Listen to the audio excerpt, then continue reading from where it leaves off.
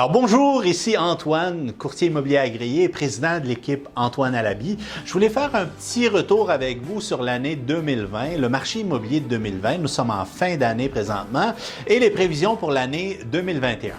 Donc, d'abord, beaucoup de gens étaient curieux de voir que, malgré la crise sanitaire, le marché immobilier continuait à augmenter et à être très, très fort. On s'attendait à ce que ça baisse à un moment donné et pourtant, il a continué à augmenter, puis vraiment. Puis là, des clients, des fois, me demandent « Antoine, comment se fait-il? C'est quoi la logique derrière ça? C'est une crise sanitaire, il y a une perte d'emploi, puis ainsi de suite. » D'abord, avant tout, je vais vous dire, cette crise sanitaire n'a pas affecté beaucoup de gens nantis dans la population canadienne en général.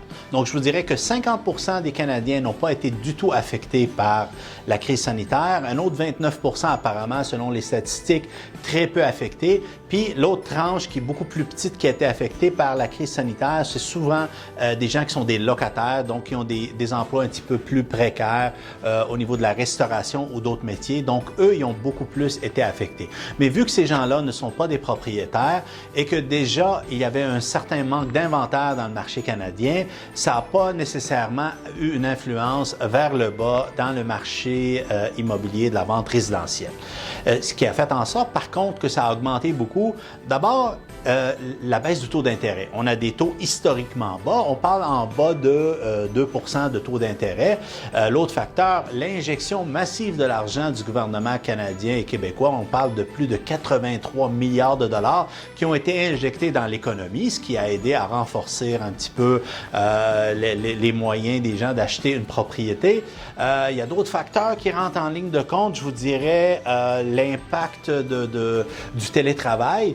Les gens, ils se sont rendus compte qu'ils n'ont plus besoin d'être dans les grands centres urbains. Ils peuvent habiter un petit peu plus en banlieue et continuer à travailler de chez eux. Donc, ce qui a fait certaines migrations vers des lieux un peu plus éloignés. Donc, de plus belles, plus grandes maisons, mais ça a créé des besoins dans certains secteurs où il n'y en avait pas autant auparavant. On parle des Laurentides et ainsi de suite.